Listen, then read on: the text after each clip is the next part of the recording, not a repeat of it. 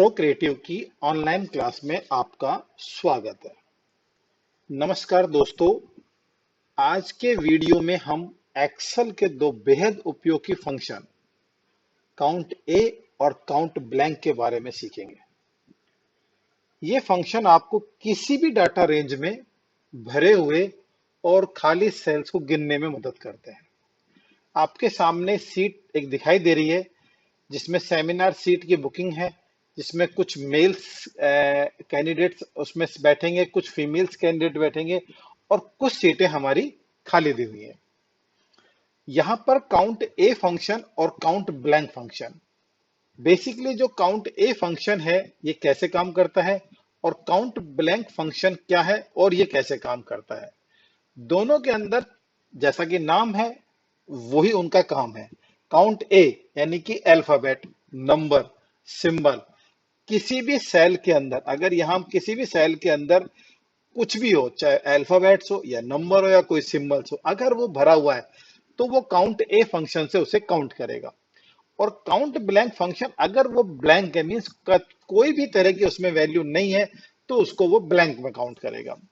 दोनों ही फंक्शन हमारे डाटा को एनालिसिस करने में बहुत सारी मदद करते हैं।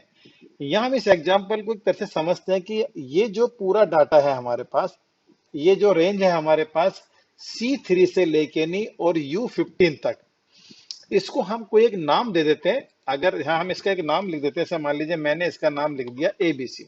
अब कुछ भी रख दो, डाटा रख दो, ABC लिख दो, या हम रेंज भी डिफाइन कर सकते हैं। ये हमने इसमें लिख दिया ABC, इस पूरे सेल का नाम है। अब यहां इस फंक्शन को कई तरह समझेंगे, इसको मैं इफ कंडीशन के साथ भी समझाऊंगा। अभी एक बार मैं इसको नॉर्मल समझाता हूं कि हमें देखना ये कि हमारी कितनी सीटें भरी हुई हैं, चाहे वो मेल कैंडिडेट से भरी हुई हो या फीमेल कैंडिडेट से भरी हो। तो हमने यहाँ बुक्ड के सामने एक कमांड लगाएंगे कि बराबर COUNT और A, इसका मतलब टैब लगाए। अब यहाँ ये पूछ रहा है कि वैल्यू 1, तो वैल्यू 1 हमारी किस में दी हुई है? ABC रेंज के अंदर। हम चाहे तो रेंज भी डिफाइन कर सकते थे कि C3 से लेके नहीं और U15 तक लिख देते, लेकिन हमने उस C3 से लेके U15 तक की रेंज को, डाटा रेंज को हमने एक नाम दे दिया, और वो नाम क्या है उसका? ABC। आपने जैसे एंटर प्रेस किया तो उसने काउंट करके बता दिया कि इस रेंज में एक 136 सेल्स के अंदर कोई ना कोई डाटा लिखा हुआ है। अब हम देख लेते हैं पेंडिंग, यानी कि इसके अंदर खाली सीटें हैं। तो हमने यहां लिखा कि काउंट ब्लैंक टैब, वही ABC फंक्शन, ब्रैकेट बंद और एंटर प्रेस किया।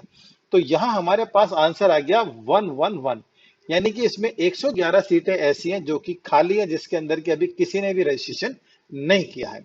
अब देखिए, हम यहाँ पर मान लीजिए किसी एक सीट के अंदर कोई वैल्यू डाल देते हैं।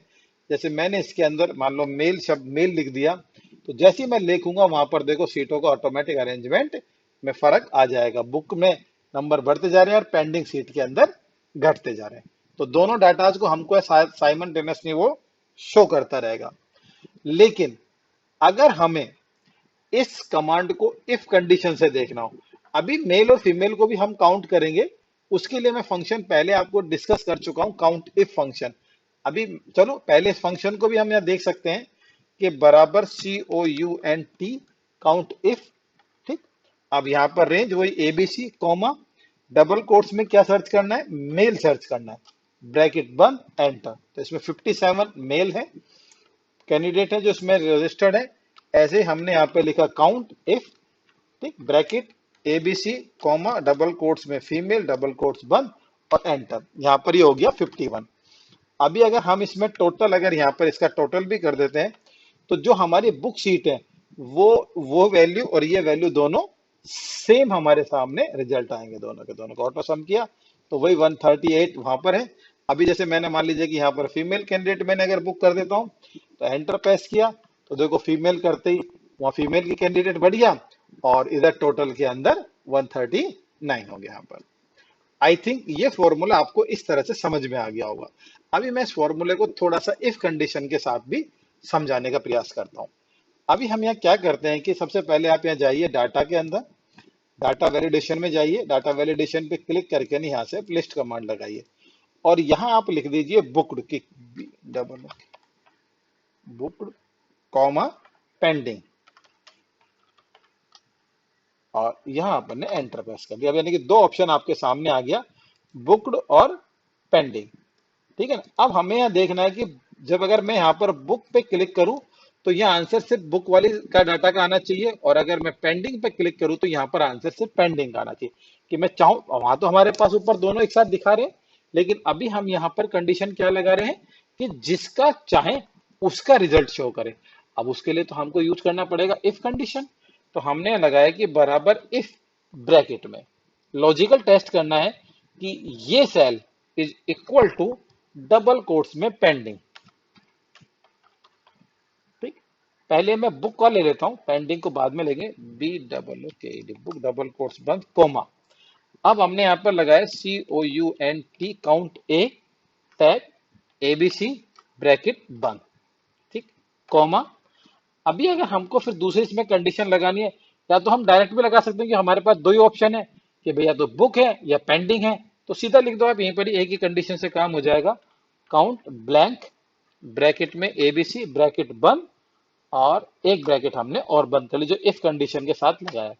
अब जैसे आपने एंटर प्रेस किया तो देखो आंसर आ गया 108। अभी आपने यहाँ पर क्लिक करके बुक पे क्लिक करा तो 139 आ गया, पेंडिंग पे क्लिक करा तो 108 भी आ गया। तो आप ऊपर नॉर्मल भी कर सकते हैं, और इस फंक्शन को आप इफ कंडीशन के साथ भी ट्राई कर सकते हैं। तो दोस्तों, ये फंक्शन कैसा लगा? अगर आपको फंक्शन अच्छा लगा है, समझ में आया है, तो प्लीज हमारे चैनल को सब्सक्राइब करें, लाइक करें, और कमेंट्स में बताएं जरूर, ताकि हम आपके लिए अच्छे अच्छे प्रैक्टिकल्स एक्सेल के अंदर सिखाएं आपको। Thank you.